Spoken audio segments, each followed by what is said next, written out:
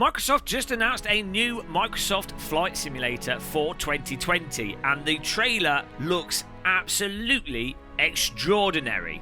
In this video, I'm going to take a deep forensic dive into the trailer, but also talk about what's really exciting when it comes to Microsoft Flight Simulator games compared to other flight simulators. This video is sponsored by Antline Audio's Mod Mic Wireless. The Mod Mic Wireless features low latency, lag-free capture, full 16-bit 48kHz sound quality, dual mic modes, and 12 hours of battery with charge in use functionality. I've been using Mod Mics for over a year now. They sound great, and they let me use my non-gaming headphones as gaming headphones. You can check out the Mod Mic website by clicking on the Mod Mic link in the description. Forget the hype train, this is the hype plane, and I've bought my tickets. Shouldn't do it, but I have done. I mean, come on, guys. A new Microsoft Flight Simulator.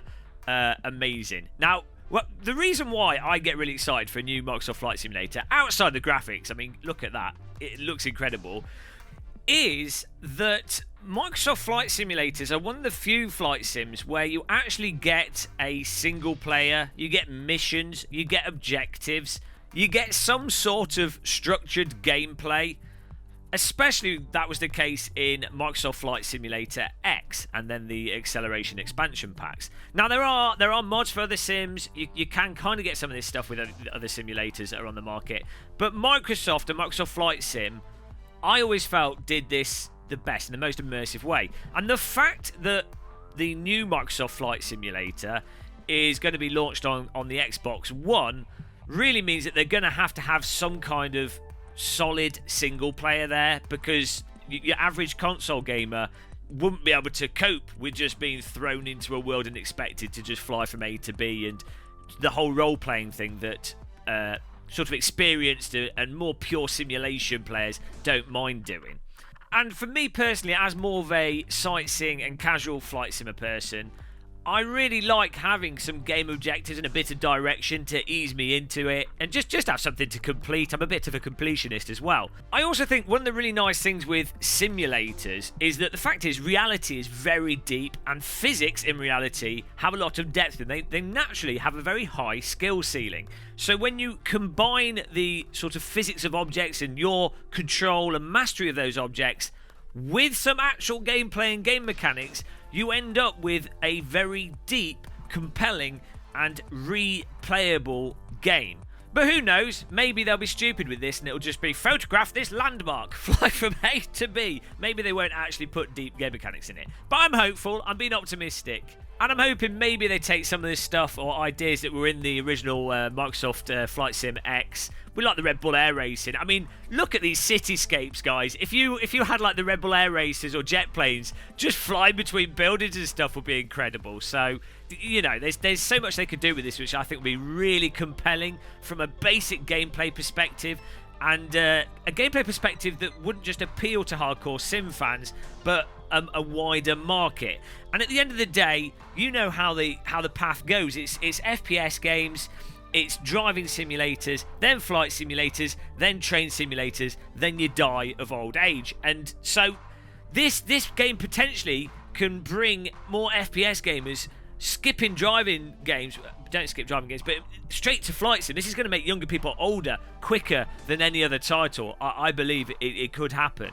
I mean, look at those elephants. What happens if you fly a Cessna into an elephant? That is a question I doubt this game is going to answer.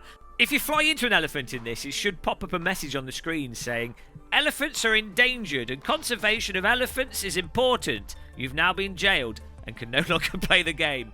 Mind you, elephants don't forget that they'll come after you, which isn't a problem because then you can fly a Cessna into a giraffe. There's endless possibilities.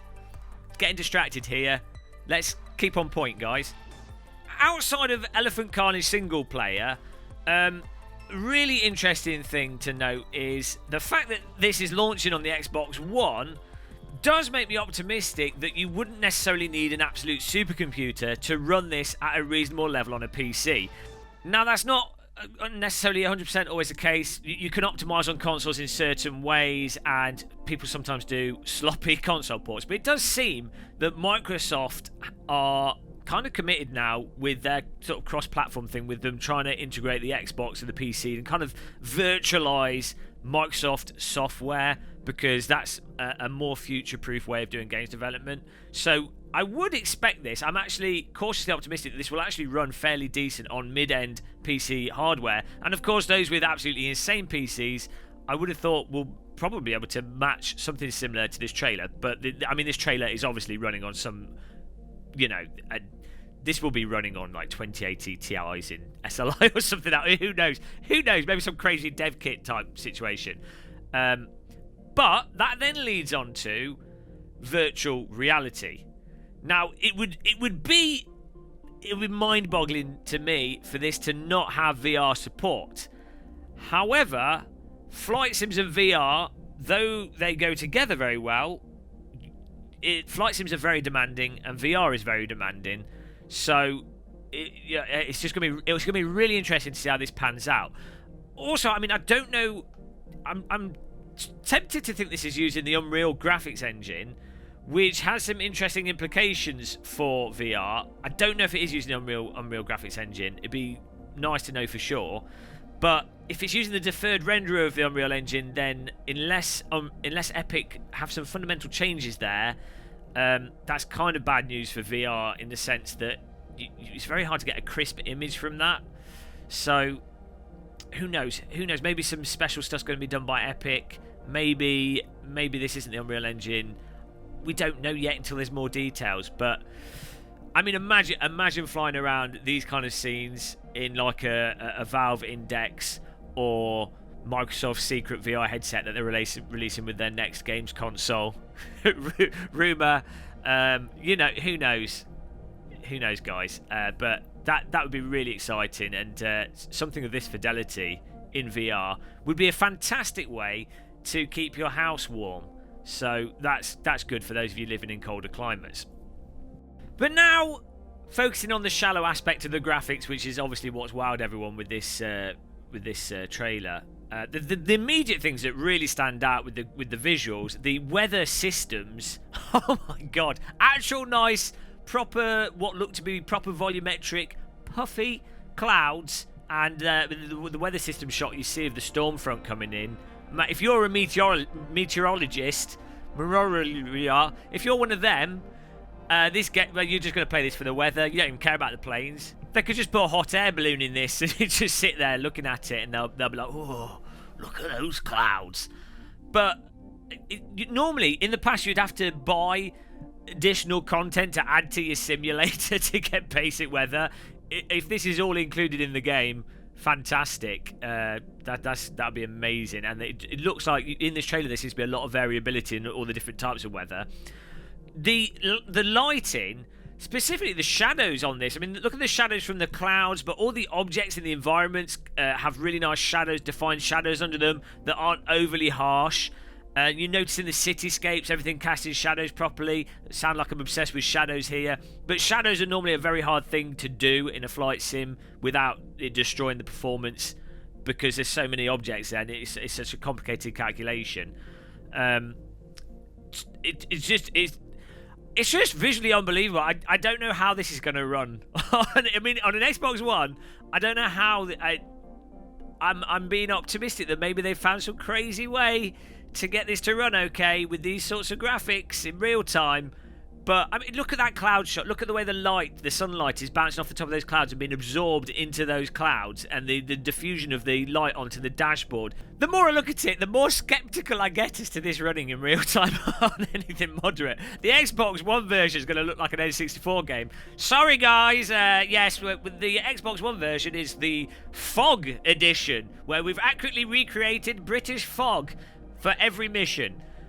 I mean, the rain droplets darting up the window there. It looks like they've got physics on them. The animation is just superb. The night lighting all the way into the distance, with the actual 3D buildings being obviously lit on the sides of them properly, rather than just being sort of hacky, cheaty point lights.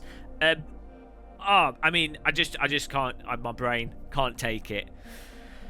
Ah, dear. So, I mean, this is like the E3 announcement that I've been wanting for like 5+ years. This tickles my pickle. Not much more. I mean, look at that fog, the low cloud cover there. I'm so shallow. I can't help it. Right.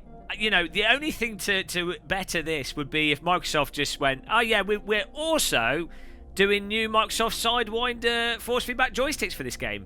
At that point, I'm just taking my clothes off and running towards Microsoft offices or wherever they're developing this. I'm just running towards them. I'll probably get arrested, but I mean, come on, the excitement levels would be too high. It's just too much, guys. So, I mean, that's it. That's it for this video. I've said enough. I've said too much. But I can't wait for more news on this. And what a time for sim people. Of course, if you don't know about flight sims, and you've just been like blown away by this, you need to check out X-Plane 11. You need to check out DCS. I haven't played DCS enough. I'm sorry. You need to check that out. And you also need to try driving sims with force feedback wheels, because they're still better than flight sims. As good as this is, driving sims are the best. So anyway, woo! Why not click the subscribe button? Why not click the like button? I can think of many reasons why you shouldn't, but at the end of the day, remember, see it, say it, click the subscribe button and like. I will see you in the next video, guys. Thanks for watching this. I hope Microsoft don't mind me repeating their trailer repeatedly, but I was free advertising. Microsoft should love me. They should totally love me. Goodbye, everybody. Happy tea drinking. Off we go.